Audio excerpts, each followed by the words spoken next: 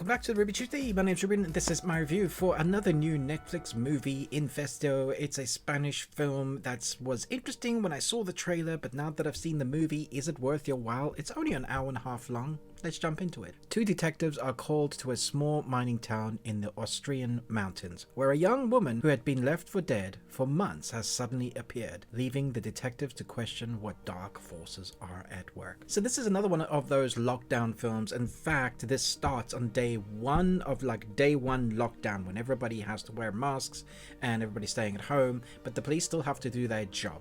And so we have like chronicalizing each day as like day 2 of lockdown, day 3 of lockdown. A big kind of graphic will come up while our two protagonists, our two detectives, try and figure out what has happened to this girl.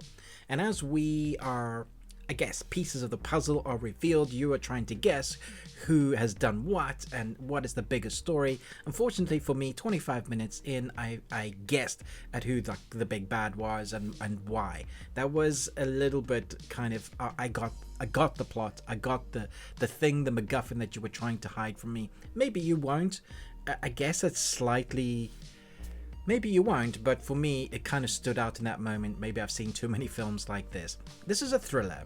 And the best thing I can say about it before I go into the negatives is the way it looks. It's great. It has a filter that lends itself to that sort of thriller-ish film. You know, that sort of filter where they colorize it to make it look like a thriller. You know, like when you're getting a sci-fi film, you'll get that greeny blue hues. This time we have that kind of grit, orangey type hue, and that's nicely setting the tone. But it looks phenomenal. The way it's shot, every shot is done with care, and the cinematography in places is very creative. The location scout for this should be given a raise, because the locations that we get, derelict buildings, just given an aura of, you know, creepiness. So every time you get to a new location, you're already a little bit creeped out because of that location. And that is done like a really nice thing for the film. And it's kind of carrying the film in a way, because everything else is generic or not great. So when it comes to the dialogue, it's fine. But the film gives us dialogue like we know our cops. So here we have two detective protagonists that play their parts fairly well, and you feel like they know each other well. The thing is, the audience doesn't. And we get 2 flashbacks, one for each protagonist, and that's meant to be enough for us to care about our characters. So when stuff happens to them, we go like, yeah, but the thing is, I don't. There isn't enough given to us as an audience to care for these. Had this been the 3rd movie or the 2nd season, I'd be like, okay, I care what's happening to them.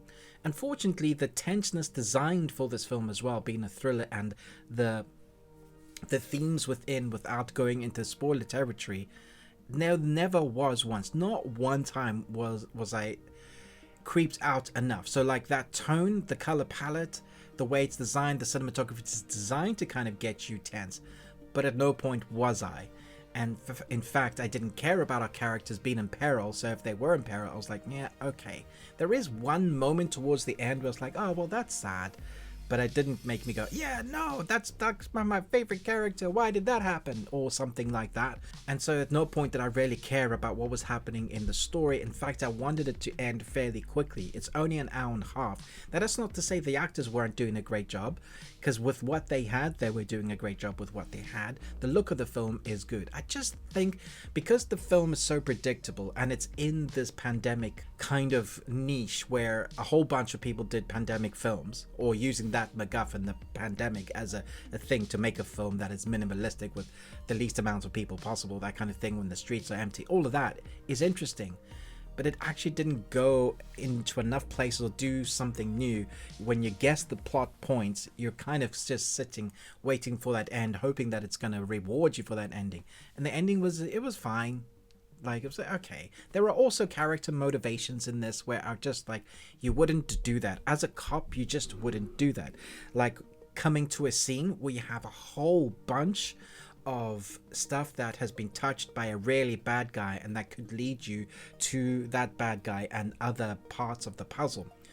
When other cops just say to you, we haven't touched it, you can go and have a look, but there's been no forensics.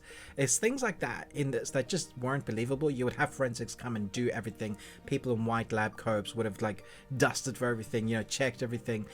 And it just felt like it wasn't quite believable in some moments, like with cop duties, as well as like cop motivations, or would they do that in that moment? I don't know what the cops are like there, but certainly in the UK, that is not how things are done. So if I put all that aside, were there enjoyable moments? Sure, there's some character defining moments, there was some creepiness, now and again would like raise its head and go, hey, here I am, and I like the score some of the time. The rest of the time, I was waiting for this film to end.